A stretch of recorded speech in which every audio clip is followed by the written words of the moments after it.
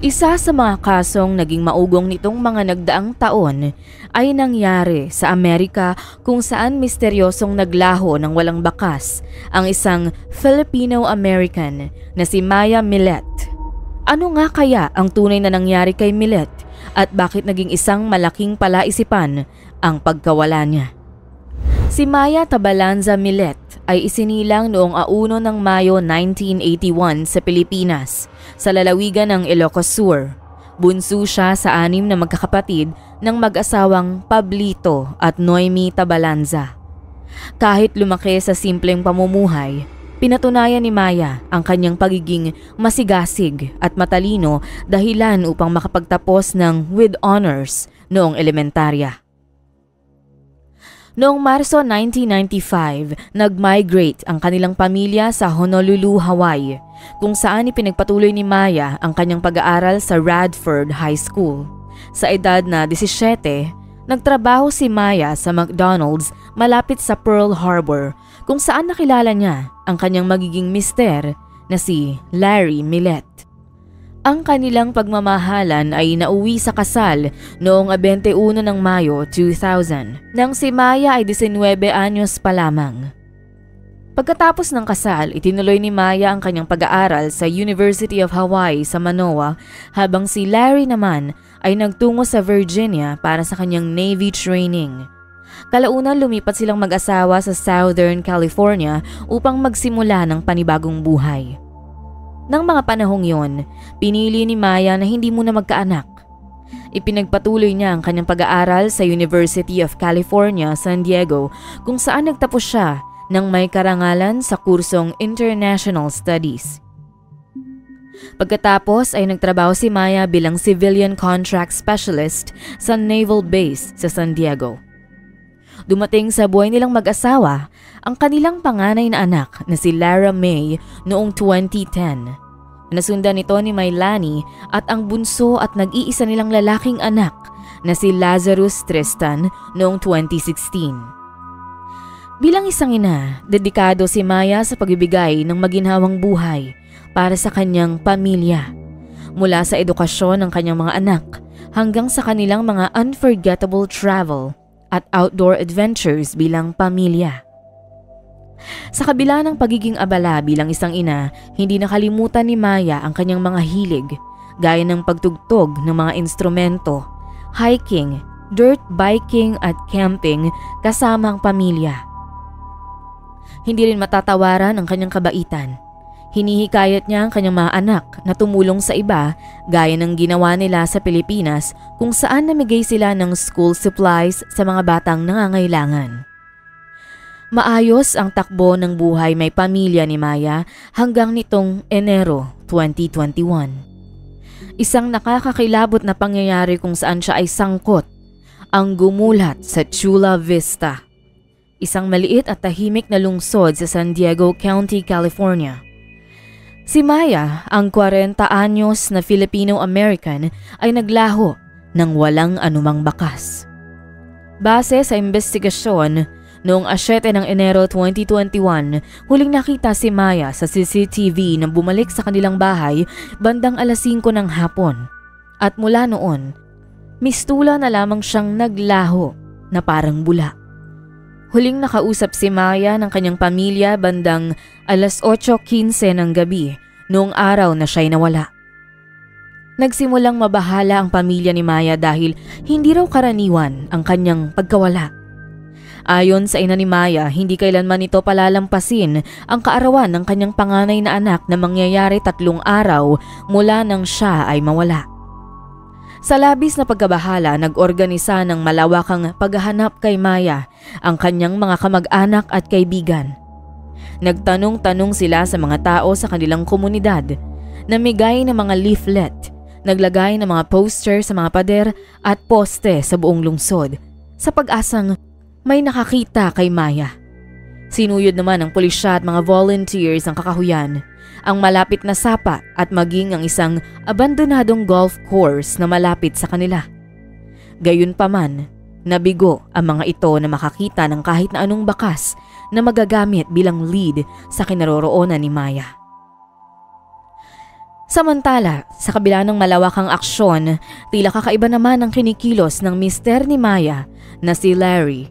Hindi to kinakabahan at tila walang pakialam sa biglaang pagkawala ng kanyang asawa. Hindi sumama si Larry sa paghahanap kay Maya at makaraan ng ilang araw ay pinutol niya ang komunikasyon niya sa pamilya ni Maya. Sa kabila nito, hindi siya pinaghinalaan ng pulisya. Ang paliwanag ni Larry sa kanyang naging reaksyon ay baka buhay si Maya at umalis lang sa kanilang bahay. Hindi raw kasi ito ang unang beses na ginawa ito ni Maya. Kwento ni Larry noong 2020 ay 2 beses na umalis si Maya nang hindi nagpapaalam sa kanya at sa kanilang 3 anak. Dahil sa salaysay na ito ni Larry, naghinala ang pulisya na maaaring nagkaroon ng away ang mag-asawa dahilan upang maglaya si Maya. Sa kabila nito, naging palaisipan ang CCTV footage dahil kung umalis si Maya, dapat sanay nakita siyang lumabas ng bahay. Ngunit walang ebidensya na umalis nga ito. Dahil dito, lalong tumindi ang misteryo sa pagkawala ni Maya. Hindi tumigil ang mga kaanak ni Maya sa paghahanap sa kanya. Nag-hire sila ng isang private investigator at nanawagan sa publiko para sa anumang tulong sa kaso. Noong 5 ng Pebrero 2021, nagsagawa ng briefing ang Chula Vista Police Department at ang pamilya ni Millet upang mas maraming tao ang makilahok sa paghahanap. Sa mga panahong yun, isang kalansay ang natagpuan ng mga pulis sa Orange County na noong una ay pinaghinalaan na si Maya, ngunit sa huli ay nakumpirma na hindi siya ito. Lumipas ang ilang buwan ay hindi pa rin natagpuan si Maya at walang nakaalam kung siya ay buhay pa o hindi na. Abril 2021, natuon ang atensyon ng buong bansa sa kaso ni Maya. Ito ay matapos lumabas ang kanyang kapatid sa mga TV shows na Dr. Phil at Good Morning America upang ikwento ang pagkawala ni Maya at manawagan sa mga tao upang mas mapabilis ang paghahanap sa kanyang kapatid. Isinalaysay nito sa show kung sino si Maya bilang isang anak at ina. Ayon sa kanya, ayaw magkaanak ni Maya hanggat hindi pa matatag ang kanilang finances dahil ayaw nitong lumaking naghihirap ang kanilang magiging pamilya. Nang dumating ang kanyang 3 anak, naging isang mabuting ina si Maya. Lahat ng oras niya ay inilalaan niya sa kanyang mga anak. Lagi siyang present sa mga school events at madalas silang nagta-travel upang makapag-bonding. Ang buhay ni Maya ay nakasentro sa kanyang mga anak. Sa kabilang banda, masaya rin umano ang pagsasama ni Maya at Larry, ngunit sa pagtatapos ng 2020, nagsimula umanong magkalamat ang relasyon ng mag-asawa. Nag-ugat ang away ng mag-asawa matapos paghinalaan ni Larry na may ibang lalaki si Maya. Ang selos ni Larry ay lumala at umabot sa puntong halos hindi na matiis ni Maya ang kanyang ugali. Labis na kontrolado ni Larry ang bawat kilos ni Maya. Palagi niyang minamanmanan ang asawa. Kung saan pumupunta pa siya sa opisina ni Maya para siguraduhin wala itong kasamang ibang lalaki. Minsan nagpadala si Larry ng email sa dating boss ni Maya. Humihiling na ilipat ang isang lalaking kasamahan ni Maya sa ibang departamento. Sa sobrang pagkapraning, ginamit pa niya ang mga anak sa kanilang alitan, tulad ng pagtatago ng cellphone ng isa sa kanilang mga anak sa kotse ni Maya upang masubaybayan ang bawat galaw nito. Umabot sa puntong naging marahas si Larry at napagbubuhatan na nito ng kamay ang asawa. Dahil dito, pansamantalang umalis si Maya at nanirahan sa bahay ng kanyang kapatid noong 2020. Ngunit bumalik rin siya kay Larry makalipas ang 6 na linggo. Noong Agosto 2020, nag-text si Maya sa kanyang kapatid na si JR. Inamin niya sa kapatid na hindi siya tinatantanan ni Larry. Lahat daw ng email, messenger apps, social media, pati na rin ang Venmo app niya ay tinitingnan umano ni Larry. Bagamat hindi naging suspect si Larry, nagsimulang magsiyasat ng malalim ang pulisya. Ayon sa pamilya ni Maya, bago siya mawala, nagpunta sila sa isang camping trip na puno ng pagtatalo.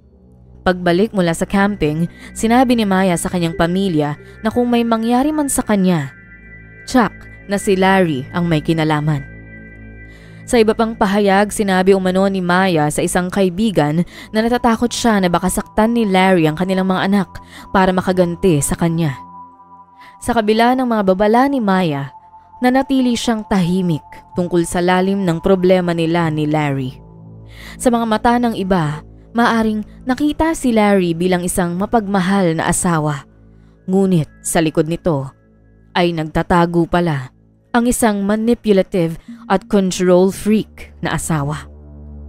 Nagsimula ring makita ang tunay na pagkatao ni Larry sa pamamagitan ng kanyang kakaibang mga hakbang upang kontrolin si Maya. Ayon sa investigasyon, sinubukan ni Larry na impluwensyahan ang isipan ni Maya gamit ang mga kakaibang taktika. Naglagay si Larry ng mga audio device sa bahay kung saan maririnig ang mga mensahe tulad ng "Mahal kita at mahalin mo ako." Araw-araw naririnig ito ni Maya na nagdulot ng matinding stress sa kanya. Nakiusap umano si Maya kay Larry na itigil ang ganitong gawain dahil labis na naaapektuhan nito ang kanyang mental health. Ngunit hindi dito natatapos ang mga nakakakilabot na gawain ni Larry. Sa mas malalim na investigasyon, nabunyag na mula Setyembre 2020 hanggang sa pagkawala ni Maya, nagpadala si Larry ng mahigit 1,000 mensahe sa mga spellcasters o mangkukulam at psychics. Gumastos siya ng higit sa 1,000 dolyar para bumili ng mga spell charms. Natagpuan din sa kanilang bahay ang aklat na Magical Love Spells. Ayon sa mga mensahe ni Larry, humihiling siya ng mga spell upang gawing dependent sa kanya si Maya. Isang mensahe niya ang nagsasabing gusto niya ng isang malakas na spell na magbibigay sa kanya at sa asawa magpakailanman upang mahalin siya nito ng wagas. Katulad umano ng pagmamahal na ibinibigay niya sa kanya. Isa pang nakakakilabot na pangyayari ang nasaksihan ni Maya na nagpapakita ng pagiging psychopathic ni Larry. Naglagay si Larry ng maliit na altar sa kanilang bahay na may larawan nilang mag-asawa na pinahiran niya ng sariling dugo at pinalibutan ng 4 na kandila. Sa kabila ng kanyang panlabas na anyo bilang isang mapagmahal na asawa at ama, lumalabas na si Larry ay naging obsessed kay Maya. Isang bagay na hindi na nito natiis, kaya noong Disyembre 2020, napagdesisyon na ni Maya na makipag-divorce kay Larry. Noong 7 ng Enero 2021, nakipag-ugnayan si Maya sa isang abogado upang pag-usapan ang kanyang plano na mag-divorce. Ito rin ang hinihinalang araw kung kailan siya nawala. Sa ulat ng prosecutor, binalaan na ni Maya ang mga kaibigan niya tungkol sa galit ni Larry. 2 araw bago siya mawala, sinabi ni Maya sa isang kaibigan na gusto na niyang tapusin ang kanilang pagsasama. Ayon kay Maya, sinabi na raw nito kay Larry na makikipag-divorce na siya dahil ayaw na niyang magpanggap na maayos sila sa harap ng kanilang mga anak. Ngunit gaya ng inaasahan, hindi raw pumayag si Larry. Sinabi rin ng mga abogado ni Maya na pinagplanuhan niyang mabuti kung paano ihaharap kay Larry ang mga papeles para sa divorce dahil sa takot siya sa magiging reaksyon nito. Isinaalang-alang pa niyang manirahan pansamantala sa bakanting apartment ng isang kaibigan, ngunit ayaw niyang iwanan ang kanyang mga anak kasama si Larry. Dahil sa mga detalyeng ito, napatunayan ng mga otoridad na may matibay na motibo si Larry sa pagkawala ni Maya. Noong 23 ng Enero 2021, nagsagawa ng search warrant ang pulisya sa bahay ng pamilya Millet. Natagpuan nila ang 16 na baril na pagmamay-ari ni Larry. 2 sa mga ito ay illegal, 4 sa mga ito ang nawawala. Ngunit sinabi ni Larry na ipinahiram niya ang mga ito sa kanyang kaibigan at tiyuhin. Dahil dito, inisyuhan si Larry ng restraining order noong Mayo 2021 upang isuko ang kanyang mga armas. Base naman sa CCTV footage ng kanilang kapitbahay noong umaga ng 8 ng Enero, nakita ang itim na SUV ng pamilya Millet, isang Lexus GX460 na minamaneho ni Larry paalis ng bahay.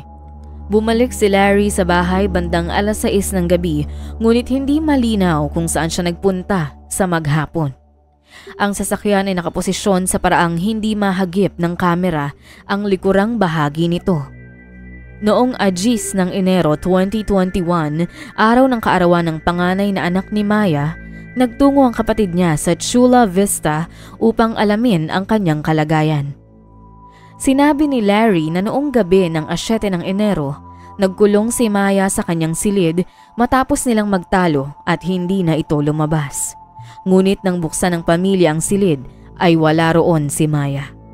Ang kanyang sasakyan ay nasa labas ng bahay, ngunit ang kanyang credit card at driver's license ay nawawala.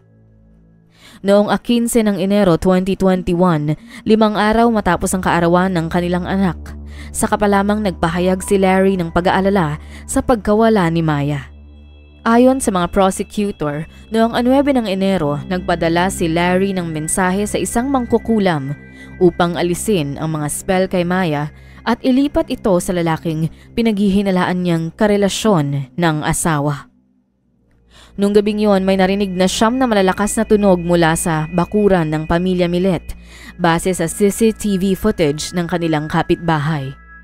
Bagamat hindi matukoy kung ano ang pinagmulan ng mga tunog, iniisip ng pulisya na maaaring maputok ito ng baril.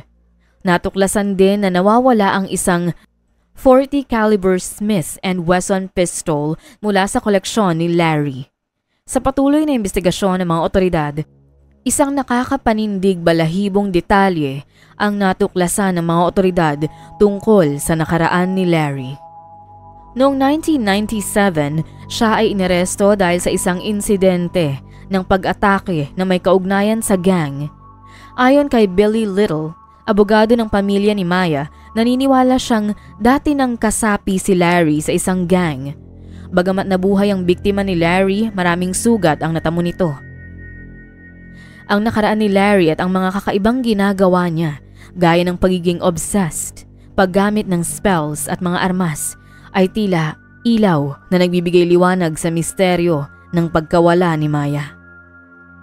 At 3 ng Pebrero 2021, tumigil si Larry sa pakikipagtulungan sa pulisya.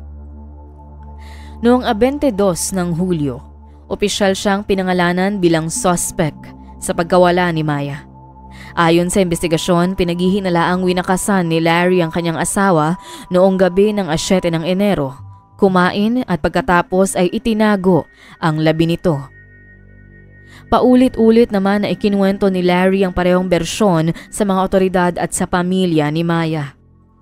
Ang kanilang pagtatalo at ang pagkukulong umano ni Maya sa kwarto. Ngunit isang nakakapagtakang detalye ang natuklasan ng mga otoridad. Ito ay naka-off ang telepono ni Larry ng halos 11 oras noong 8 ng Enero.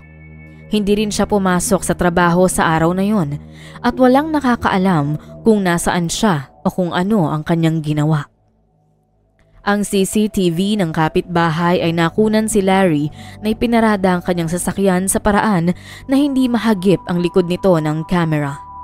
Pinaghihinalaang ginamit niya ang pagkakataong ito upang ilabas si Maya mula sa garahe at isakay sa kanyang sasakyan.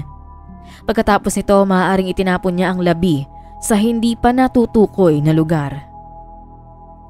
Natuklasan din ang pagbura ni Larry sa buong conversation niya at ni Maya sa kanyang cellphone. Nang tanungin tungkol dito, sinabi niya na ginawa niya yun upang magkaroon ng space ang storage ng kanyang telepono. Bukod dito, ilang araw bago ang kanyang pag-aresto, nag-withdraw siya ng malaking halaga mula sa kanyang bangko. Pinaghihinala ang plano niyang tumakas o magsimula ng panibagong buhay. Noong 19 ng Oktubre 2021, inaresto si Larry sa kasong pagwakas ng buhay ni Maya, batay sa circumstantial evidences. Ang 3 anak nila ay inilagay sa kustodiya ng mga magulang ni Larry. Upang maiwasan ang karagdagang trauma, pinagbawalan si Larry na makipag-ugnayan sa kanyang mga anak, ngunit nilabag niya ito ng maraming beses. Nakagawa siya ng higit sa 100 tawag sa telepono upang makausap ang mga anak. Sa ilang recorded na tawag, siniraan pa niya ang pamilya ni Maya at humiling ng balita tungkol sa kaso. Ayon kay Deputy District Attorney Christy Bowles, inutusan pa niya ang 11 taong gulang na anak na manood ng pelikulang Shot Caller, isang R-rated na pelikula tungkol sa isang negosyanteng napunta sa bilangguan. Noong Oktubre 2022, pinayagan si Larry na makipag-ugnayan sa kanyang mga anak sa pamamagitan ng sulat. Gayunpaman, ipinagbawal pa rin ang personal na pagbisita o pagtawag sa telepono. Nanatili ang kustodiya ng mga bata sa mga magulang ni Larry sa Chula Vista. Bagamat nais din ng kapatid ni Maya na kunin ang kustodiya ng mga bata, ito'y tinanggihan ng korte. Pinahintulutan lamang ang pamilya ni Maya na bumisita sa mga bata sa ilalim ng mahigpit na kondisyon. Ang sitwasyong ito ay nagdulot ng maraming tanong tungkol sa hustisya. Bakit pinayagan ng korte na ibigay ang mga bata sa kustodiya ng pamilya ng taong pinaghihinalaang bumawi ng buhay ng kanilang ina? Marami ang naniniwalang mas makakabuti para sa mga bata kung nasa kustodiya sila ng pamilya ni Maya, ngunit hindi ito sinang-ayunan ng korte. Ang paglilitis para sa kaso ni Larry ay nakatakda sa taong 2024. Gayunpaman, ilang beses na itong ipinagpaliban. Sa kabila ng circumstantial evidences, nananatiling mahirap patunayan ang kaso ng walang direktang ebidensya. Lalo na't hanggang ngayon ay hindi pa rin natatagpuan ang labi ni Maya. Ano nga ba ang tunay na nangyari noong 7 ng Enero 2021? Anong ginawa ni Larry sa asawa at nasaan na nga ba si Maya ngayon? Sa kabila ng mga tanong at hindi pa nasasagot na misteryo, hindi maitatago na ang tunay na epekto nito ay sa 3 inosenteng bata. Mga bata na nawala ng ina at may ama na ngayon ay nasa kulungan. Ang masakit na katotohanan ay naiwan ng 3 inosenteng bata nang walang magulang. Bit-bit ang habang buhay na trauma sa kanilang isipan. Sa huli, masasabing hindi lamang iisang tao ang biktima ng kwentong ito. Kung ikaw ay umabot na sa bahaging ito ng video, maraming salamat sa iyo. Para sa iba pang istorya, huwag mong kalilimutang mag-subscribe sa aming channel at kung may nais kang ma-feature na kwento na sa tingin mo ay angkop sa channel na ito, maaari mo itong isulat sa comment section. Ito ang Tagalog Bizarre Story Archives.